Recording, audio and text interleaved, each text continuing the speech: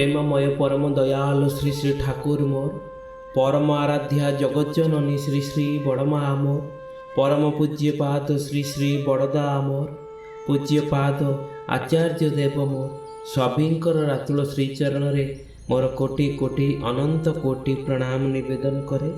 ओ मोर ए video देखुथिबा समस्त इष्टप्राण गुरुभ्राता भक्तिमयी माँ मानू मोर अंतरु श्रद्धा प्रीति आनंदित जयगुरु भल पाइबा ओ प्रणाम निवेदन करे। बंधुगण आज ये सुंदर विषय वस्तुटी को लाइक टीए करंतु, कमेंट्स रे जयगुरु लिखंतु आउ एमिति सबुदिने आत्मिक कथा सुनिबा पई आमर ये चैनल जयगुरु प्रार्थना को सब्सक्राइब करंतु और पाखे थिबा बेल घंटीर ऑल बटन को दबांतु। तेबे आसंतु आज ये सुंदर विषय वस्तु को जिबा।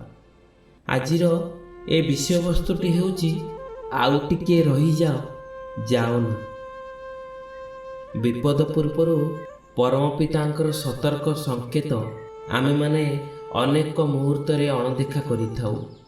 आउ जेउ माने से टिके संकेत को चिन्हि पारंती बुझी पारंती सम्मान दियंती से माने अल्प के वर्ती जाती। मनीष तार जीवन रे सदा भल मंद लागी रही। भल होइतिले खुशी रे आत्महरा होई पड़े आउ खराब होइतिले से दुखरे भांगी पड़े। बेले बेले एमिति भी हुए किछि काम करबा को योजना करिछि ठीक सेतिकी बेले कई जणे गुरुजन अटकाई देले आउ टिके रही जाओ ना एथिरे आमे माने विरक्त होई जाऊ। मोर काम थिला मु जाइथांती से कामटा मोर केमिति हेबो ए नहीं अटकाउथिबा गुरुजनक प्रति विरक्ति भाव रस भाव जात हुए। एपरी क्षेत्र में साधारणतः देखा जाए अटकी जीवाटा ही ठीक निष्पत्ति थिला, कारण से यात्रा आम पाई शुभ नथिला। आम पाई कोनोसी ना कोनोसी विपदर संकेत थिला। से गुरुजनकर निर्देश माने ईश्वरक निर्देश बोली आमे जदि मानि नेउ ताहले आमे अल्प के वर्ती जाऊ। जहाकू आमे साधारणतः कही थाउ ईश्वरंकर इच्छा ही आमर मंगल साधना हेउ। आमर परम आराध्य देव श्री श्री ठाकुर जेतेबेले स्वदेहरे अवस्थान करुथिले सेतेबेले आश्रम को जेउ माने आसुथिले आश्रम रे जेउ माने नियत अवस्थान करुथिले से माने आश्रम रु बाहर को जीवा समय रे श्री श्री ठाकुरଙ୍କ श्रीचरण रे जीवार अनुमति प्रार्थना करुथिले। श्री श्री ठाकुर प्राय समय अनुमति देवार सम्मति से मानकु जणाउथिले, बेले बेले अनुमति भी देउ नथिले। जेउ व्यक्ति भक्ति भाव रे विजड़ित से बुझी जाउथिला एहा दैवी इंगित किछि गोटे अघटन घटिबो बोधे, सेतिपई श्री श्री ठाकुर बारण करुछंती। सेतिपई हुए तो अनुमति देउ नाहंती, किंतु जार भक्ति भल भाव रे परिपक्व होइनी बा उणा अधिके ता भितरे अविश्वास विश्वास भरी रहिछि अथवा भक्ति तार भक्त स्वभाव रे पहुँची से अनुमति न मिलिले भी चली जाउथिला आउ तार कुपरिणाम ताकू भोगिबाकू भी पड़ुथिला। एमिति अनेक दृष्टांत मूलक उदाहरण आमे माने सुनिबाकू पाऊ। अर्थात श्री श्री ठाकुरଙ୍କ निर्देश आदेश बा अनुमोदन को अनेक आड़े जाऊ नथिले, बरं कंटाए कंटाए मानिबाकू सदा तत्पर थिले।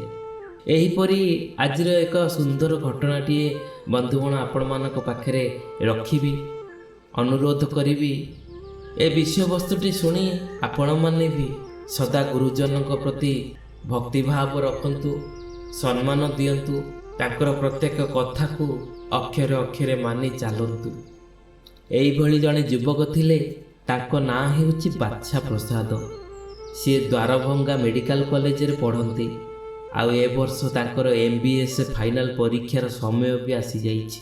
चूड़ांत पर्यायर लिखित परीक्षा आउ मात्र 1 सप्ताह बाकी अछि।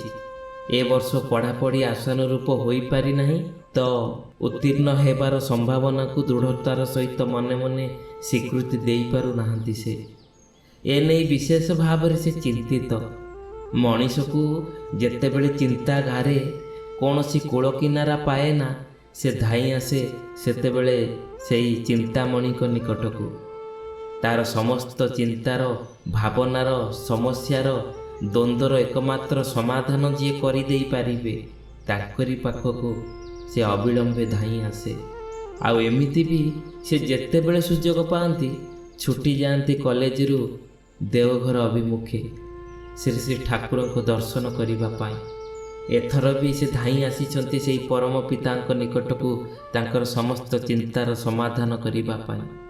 ସେଦିନ ସତସଙ୍ଗ ଆଶ୍ରମରେ ଆସି ପହଞ୍ଚିଗଲେ ବାଛା ପ୍ରସାଦ।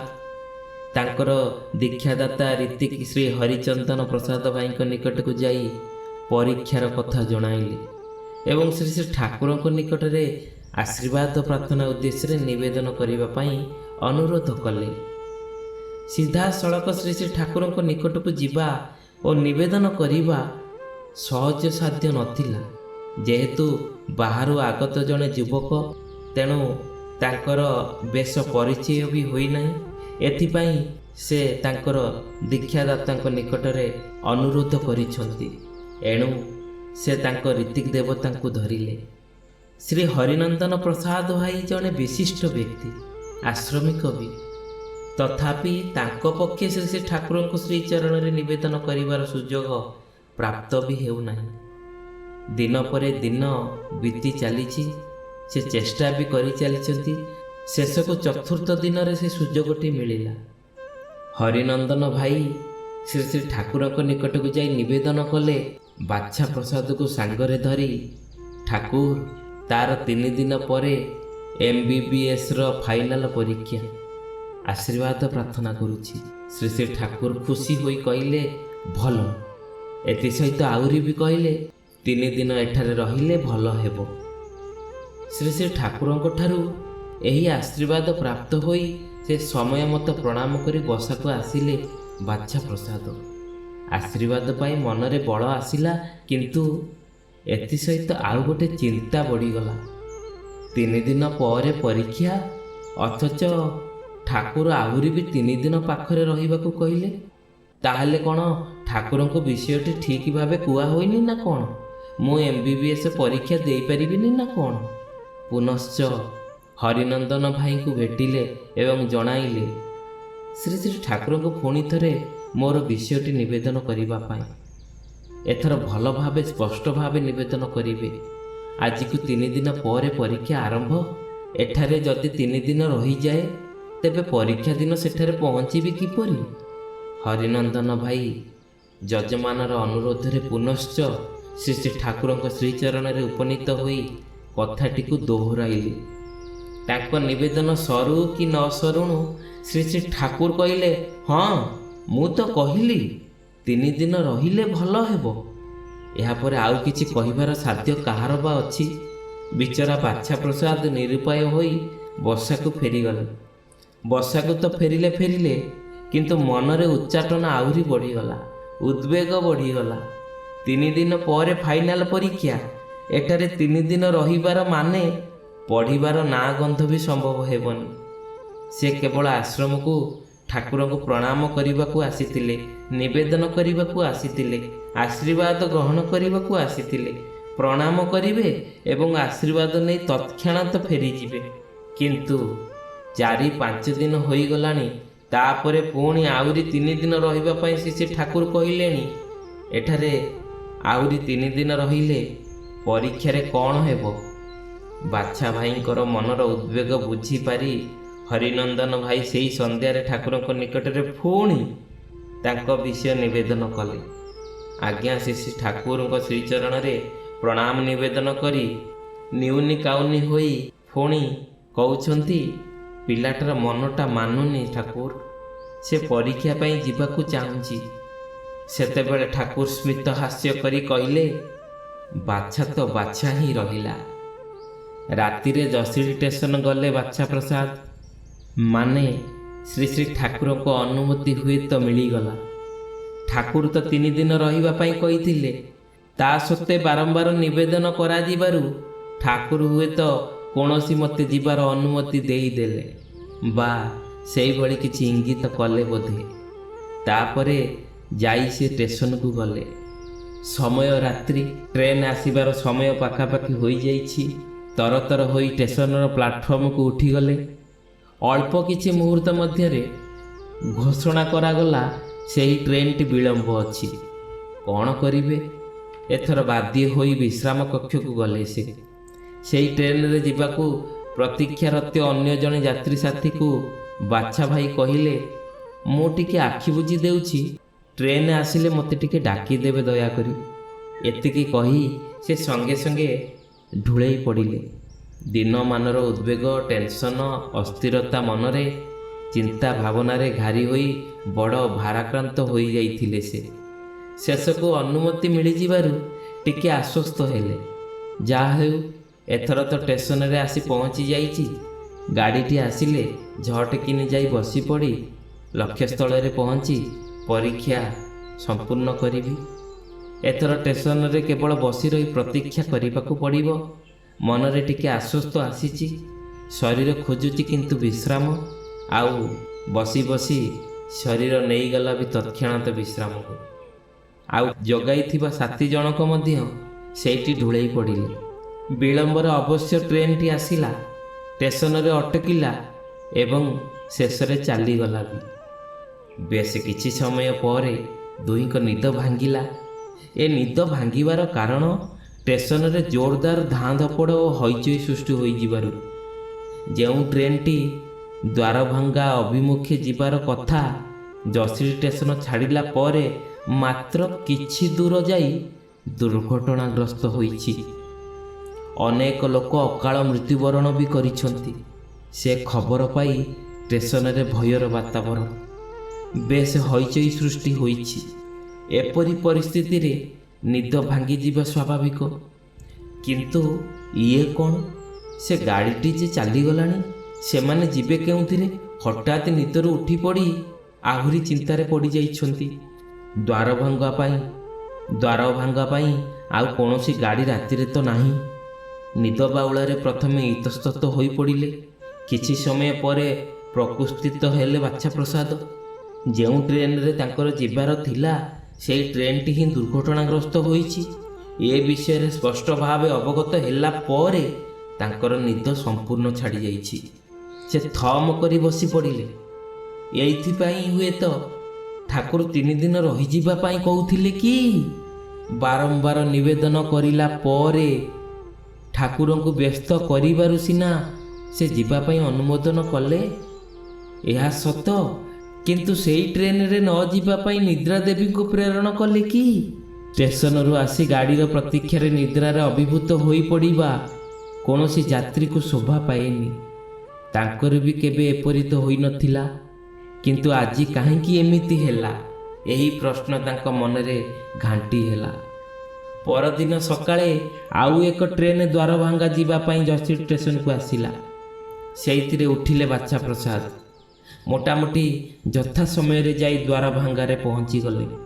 ତରତର ପାଦରେ ଯାଇ ପହଞ୍ଚିଗଲେ ବସାରେ। ଜଣେ ସହପାଠୀକୁ ପଚାରିଲେ, ପରୀକ୍ଷା କେତେବେଳେ ଆରମ୍ଭ ହେବ? ଏହା ପଚାରି ଭାବୁଥାନ୍ତି ଆଉ ନିତ୍ୟକର୍ମ ଆଦି ଭଲ ଭାବେ ସମାପନ କରିହେବନି। ଯେଣ ତେଣ ପ୍ରକାରଣେ ପ୍ରସ୍ତୁତ ହୋଇ ଯାଇ ସିଧା ପରୀକ୍ଷା ପ୍ରକୋଷ୍ଠରେ ଉପସ୍ଥିତ ହେବାକୁ ପଡ଼ିବ। ସହପାଠୀ ଜଣକ ଆଙ୍କର ପ୍ରଶ୍ନ ଶୁଣି ଆଶ୍ଚର୍ଯ୍ୟଚକିତ ହୋଇ କହିଲା, ଆରେ ତୁ କ'ଣ ଜାଣିନୁ? ବାଛା ପ୍ରସାଦ କହିଲେ, କେଉଁ କଥା? କ'ଣ ମୁଁ ଜାଣିନି? ବିସ୍ମିତ ସ୍ୱରରେ ପଚାରିଲେ। ଆଜି ପରୀକ୍ଷାପତ୍ର ଲିକ୍ ଆଉଟ୍ ହେବାରୁ କର୍ତ୍ତୃପକ୍ଷ ପରୀକ୍ଷାକୁ 3 ମାସ ସ୍ଥଗିତ ରଖିବା ପାଇଁ ଏକ ନୂଆ ବିଜ୍ଞପ୍ତି ଜାରି କରିଛନ୍ତି। ଇଏ ଆଉ ଏକ ଆଶ୍ଚର୍ଯ୍ୟ। ଆଶ୍ଚର୍ଯ୍ୟ ପରେ ଆଶ୍ଚର୍ଯ୍ୟର ଠୋକର ଖାଇ ଅବାକ ହୋଇପଡ଼ିଲେ ବାଛା ପ୍ରସାଦ। ଏଇଥିପାଇଁ ସେ ଠାକୁର 3 ଦିନ ଆଶ୍ରମରେ ରହିବା ପାଇଁ କହୁଥିଲେ କି? ଅଥଚ ମୁଁ ହତଭାଗ୍ୟଟା ନିଜ ଭାବରେ ଭାବାୟିତ ହୋଇ ନିଜ ଖିଆଲିରେ ମସ୍ଗୁଲ ହୋଇ ଚାଲି ଆସିବାକୁ ବାଧ୍ୟ ହୋଇ ବସିଲି।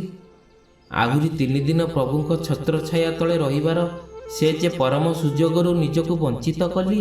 3 ମାସ ଘୁଞ୍ଚି ଯାଇଛି ପରୀକ୍ଷା। ଠାକୁର ମାତ୍ର 3 ଦିନ ରହିବା ପାଇଁ କହୁଥିଲେ ଯେ 3 ଦିନ ରହିଥିଲେ କୌଣସି ପ୍ରକାର କ୍ଷତି ବୋଧେ ହୋଇନଥାନ୍ତା। ମନର ଉଦ୍ବିଗ୍ନତା ସମ୍ପୂର୍ଣ୍ଣ ଦୂରୀଭୂତ ହୋଇଗଲା। ସ୍ଥିରତାର ବନ୍ଧନୀରେ ମନ ରହିବାରୁ ଭାବନା ଆସିଲା ଆମର ଆରାଧ୍ୟ ଦେବ ଶ୍ରୀ ଶ୍ରୀ ଠାକୁର ଯେ ଭୀଷଣ ଭାବେ ଅନ୍ତର୍ଯାମୀ ପୁରୁଷ, ସେ ଜାଣନ୍ତି ଭୂତ ଭବିଷ୍ୟତ ବର୍ତ୍ତମାନ। ତାଙ୍କର ଏଇ ଭାବନାକୁ ଠିକ୍ ଭାବେ ବୁଝିପାରିଲି ନାହିଁ। ଏଣୁ ତାଙ୍କୁ ଅଯଥାରେ ଅନେକ ଦୋଷାରୋପ ମନରେ କରିଛି ବୋଧେ, ତାଙ୍କୁ ଅଯଥାରେ ବ୍ୟସ୍ତ ବିବ୍ରତ କରିଦେଇଛି ବୋଧେ। ହେ ଦୟାଳ, ମୋତେ କ୍ଷମା କରିବେ। ସେ କିନ୍ତୁ ପରମ କାରୁଣିକ। ମୋର ବାଚଳତା, ଉଦ୍ବିଗ୍ନତାକୁ, ଅସ୍ଥିରତାକୁ ନିଶ୍ଚୟ କ୍ଷମା କରିଦେବେ। ଏଇଠି ଥାଇ ମୁଁ କ୍ଷମା ପ୍ରାର୍ଥନା କରୁଛି। ହେ ଦୟାଳ, ମୋତେ କ୍ଷମା କରିଦେବେ। ଆପଣଙ୍କର ମଙ୍ଗଳ ଇଚ୍ଛାକୁ ମୁଁ ବୁଝିପାରିଲି ନାହିଁ। ଏଣୁ ସେଦିନ ତ ସେ କହିଥିଲେ ବାଚ୍ଛା ତ ବାଚ୍ଛା ହିଁ ରହିଲା, ଅର୍ଥାତ୍ ବାଚ୍ଛା ମାନେ ପିଲା। ମୋର ପିଲାଳିଆମିକୁ ସସ୍ନେହ ସମର୍ଥନ କରି ସେ ଏଇ ଆଶୀର୍ବାଦ କରିଥିଲେ ବୋଧେ। ତେବେ ବନ୍ଧୁଗଣ, ଆଜିର ଏହି ଘଟଣାଟି ଏତିକି। ଏହି କ୍ଷୁଦ୍ର ଘଟଣାଟି ମଧ୍ୟରେ ପରମ ପୁରୁଷଙ୍କର ଏମିତି ହିଁ ଦିବ୍ୟ ଲୀଳା ସଂରଚିତ ହୋଇଥିଲା, ଯାହାକି ବିଶେଷ ରୂପରେ ଆମମାନଙ୍କ ପାଇଁ କେତେ ଗ୍ରହଣଯୋଗ୍ୟ। ଆପଣମାନେ ଚିନ୍ତା କରି ଦେଖନ୍ତୁ। ମୁଁ ତ ଅନୁରୋଧ କରିବି, ପରମ ପିତାଙ୍କର ଇଚ୍ଛା ହିଁ ଆମମାନଙ୍କ ପାଇଁ ମଙ୍ଗଳ ଆଦେଶ। ତେଣୁ ଆପଣମାନେ ସଦା ସର୍ବଦା ଗୁରୁ ଗୁରୁଜନଙ୍କ ପ୍ରତି ସଦା ପ୍ରୀତି ଓ ଭଲ ପାଇବା ଦେଇ ଚାଲନ୍ତୁ। ତାଙ୍କର ପ୍ରତ୍ୟେକଟି କଥାକୁ ମାନି ଚାଲନ୍ତୁ। ଦେଖିବେ ଆପଣଙ୍କ ପାଦରେ କଣ୍ଟାଟିଏ ବି ଫୁଟିବ ନାହିଁ। ପରମ ପିତା ସଦାସର୍ବଦା ଆମମାନଙ୍କର ମଙ୍ଗଳ ଇଚ୍ଛା ହିଁ ପୂର୍ଣ୍ଣ କରୁଛନ୍ତି। ତେବେ ଆପଣମାନଙ୍କୁ ମୁଁ ଅନୁରୋଧ କରିବି, এই ଭିଡ଼ିଓଟି ଯଦି ଆପଣଙ୍କୁ ଭଲ ଲାଗିଥାଏ ତାହେଲେ ଲାଇକ୍ଟିଏ କରନ୍ତୁ, କମେଣ୍ଟସରେ ଜୟଗୁରୁ ଲେଖନ୍ତୁ। ଏପର୍ଯ୍ୟନ୍ତ ଯଦି ଜୟଗୁରୁ ପ୍ରାର୍ଥନା ଚ୍ୟାନେଲକୁ ସବସ୍କ୍ରାଇବ୍ କରିନାହାନ୍ତି ତାହେଲେ ସବସ୍କ୍ରାଇବ୍ କରିଦିଅନ୍ତୁ। ପାଖରେ ଥିବା ବେଲ୍ ନୋଟିଫିକେସନର ଅଲ୍ ବଟନକୁ ଦବାନ୍ତୁ।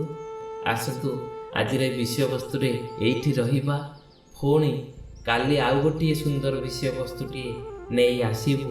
ସେ ପର୍ଯ୍ୟନ୍ତ ଜୟ ଗୁରୁ, ବନ୍ଦେ ପୁରୁଷୋତ୍ତମ।